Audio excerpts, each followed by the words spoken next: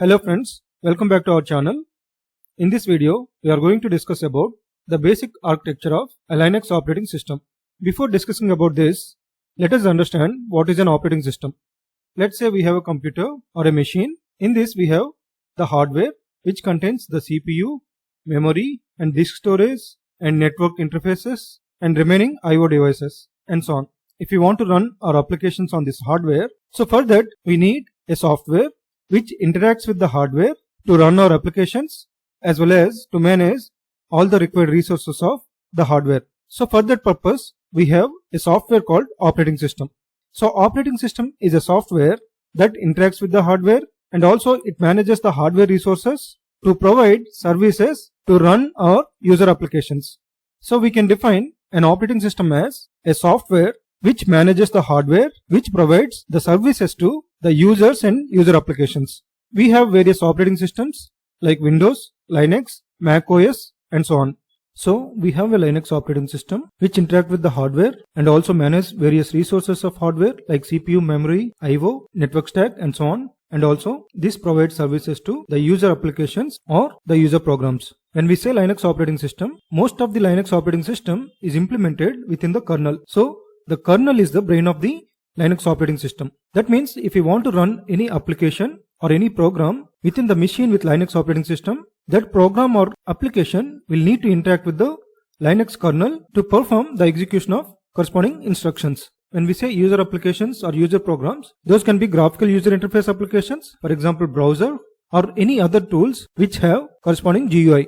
And also we can run various commands and we can run various applications like web applications by using Java or Node.js or Python and so on. So when we run these applications in turn will interact with the kernel to perform corresponding execution. So when we execute Linux commands, those commands will be executed within another user environment which is called shell. So shell is a utility or a software program which interprets the commands we run in the Linux environment. So when we run any command that will be interpreted by shell, it will send corresponding request to kernel and kernel will execute within the hardware layer and it will provide the output to the shell program so that we can see the output within the shell environment. So here the Linux kernel will run in privileged mode which is called kernel mode, and the user applications will run in user mode or user space. Here these applications will have less privileges and in the kernel mode it will have more privileges. So these privileges will allow kernel to interact with the hardware, but the user programs or applications cannot directly interact with hardware.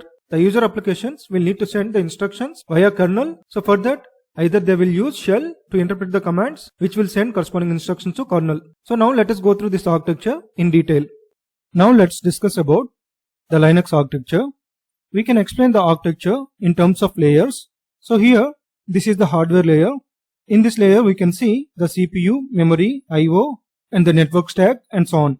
So our applications or instructions will be executed in hardware. The operating system is divided into two spaces here, kernel space and user space. Here in the kernel space we have two layers. One is kernel. The actual functionality of Linux operating system is written in terms of different modules in kernel. So this is the heart of this architecture. The Linux core is written in kernel. The kernel or the Linux core will interact with the hardware by using device drivers. So kernel will interact with the resources in the hardware layer to execute our programs. So the kernel will also manage the resources within the hardware layer. So in addition to the interaction with the hardware, it also performs various functions like the process management. So for the applications we run in the Linux operating system, those will run in terms of processes. So the kernel will manage all the processes corresponding to different applications. So that means it will create the process, it will schedule the process, it will also destroy the process when corresponding application need to be closed. So the Linux kernel will take care of the process management of different applications which run in Linux operating system. So the Linux kernel also takes care of the memory management. That means it will allocate the required memory for different processors which run in Linux operating system, and also it will deallocate corresponding memory if it is not required by corresponding process. It also takes care of file system management. So the kernel will interact with different storage devices and also it will mount the devices in different directories so that different files can be created within the operating system. The kernel also manages the network stack. It takes care of TCP/IP and UDP models and other networking protocols, which allows communication with other machines as well. And finally, the kernel will take care of the security within the operating system. It takes care of authentication, authorization, and the file level permissions, and so on. So the kernel is the heart of this architecture, which performs all these functions. To perform all these functions, kernel will execute various low-level functions. For example, for file management, to open the file, it will execute open function, and it will execute close function for closing a file. Similarly, for process management, it executes various functions like, so these fork and execute functions will be used to create a process, and it will execute kill function to kill a process. So these are some example functions which will be executed by kernel to interact with the hardware to perform corresponding operations. So here kernel will execute in a privileged mode. That means it will execute in a secure mode to perform various low-level functions. So if we have any user program, if we want to perform various operations, for example opening a file, so our user program needs to interact with kernel so that the kernel will execute corresponding low-level function to perform the required operation. But our user programs cannot directly interact with kernel.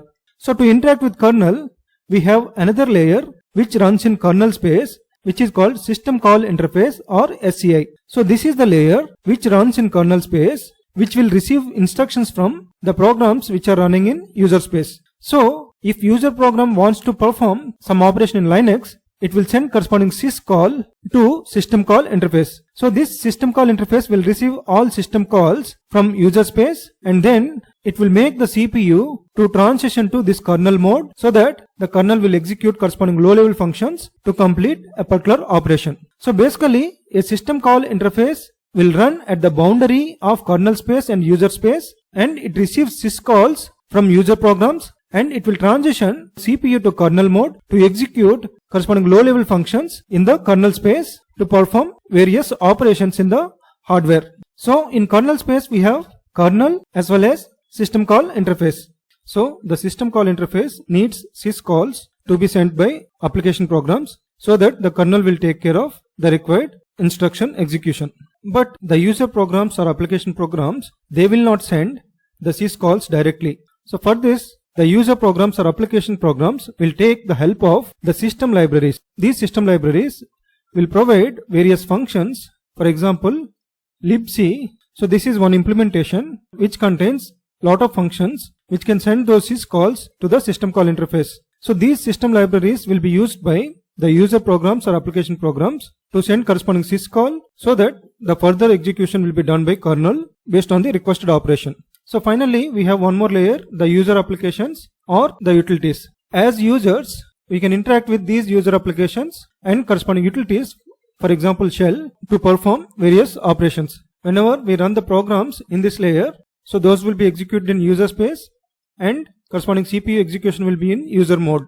For example, if we run a Java program, so that will be executed as a user application in this user space. And also we have various utilities, for example shell.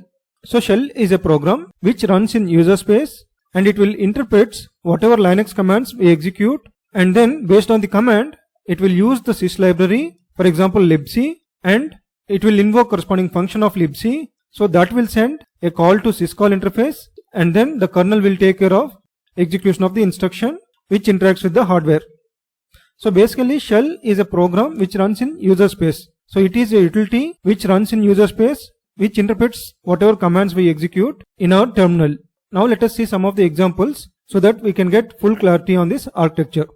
Now let us see the first example, the execution of a Linux command cat input.txt. For example, this is a Linux environment. Here I have input.txt file. I have connected to this Linux box via terminal. Here a shell process is already running. We can verify that.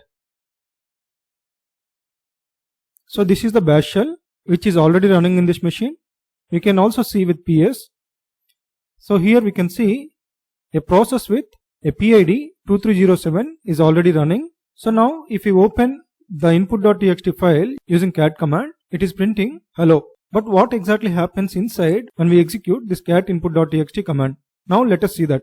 So now we have seen a shell process is running with corresponding PID. This process is running in user space. So when we execute cat input.txt, the shell will interpret this command and it will identify a program called cat needs to be executed. So then it will search cat in the Linux environment. For example, so it will search the path of the cat. So it will identify the path of this cat program within Linux path.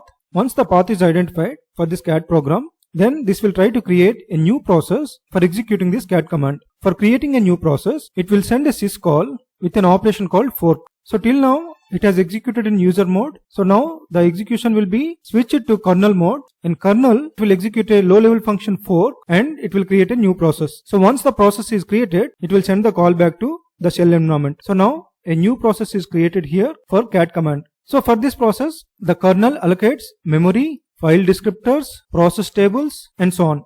Now the cat command needs to be executed in this process. For that, shell again will call execute via syscall interface. Again, it will be switched to kernel mode and then the kernel will load this cat command within this process. So now a new process will be executed with cat command inside. Then the shell waits until the completion of this process. So in this new process, the cat will identify it needs an argument called input.txt. In that case, it will send a syscall via sci to kernel to open the file. Now the kernel will open corresponding file within the file system of this hardware layer and it will send corresponding file descriptor to this process. Now this process will try to read the file by sending one more syscall for read operation. Again the kernel will read the file content and it will provide to cat process. Now it will read each of the lines. So after reading, it has to print that in the terminal console. So for that, again, it will send one more syscall to kernel, write to the terminal, and then the kernel will write it to the terminal with the corresponding content so that we can see the content in the console.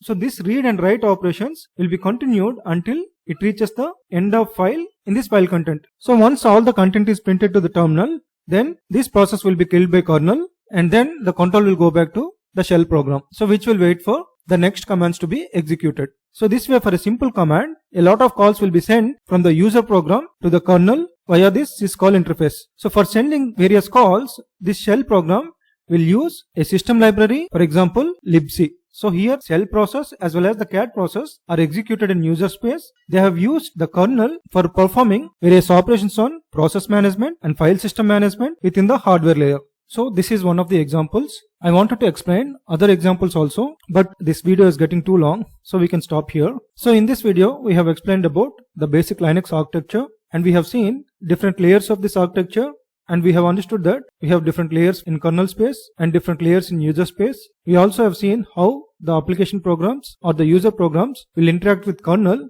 via this syscall interface to perform various operations. I hope this content is useful to you. If you like the content, please like, share and subscribe. Thanks a lot for watching.